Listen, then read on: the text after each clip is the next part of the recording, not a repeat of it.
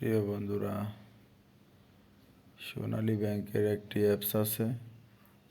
এই অ্যাপসটা লোন দেওয়ার কথা বলে লোন দিবে, কিন্তু লোন দেয় না। 500 টাকা জামানত দেওয়া হয়েছে, আজকে 2 দিন হয়েছে, কিন্তু টাকা এখনও দেয় নাই।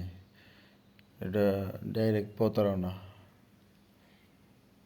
আপনারা এই প্রতারণায় কোনো সময় পা দিবেন না, 1 টাকাও দেবে না। আপনি যত টাকায় জামানত দিবেন অত টাকাই রয়ে যাবে, 1 পয়সাও দেবে না।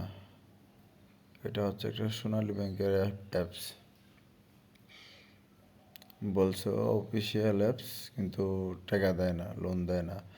ওই যে কন্ট্যাক্ট নাম্বার, যে যোগাযোগ নাম্বারও ব্লক করা।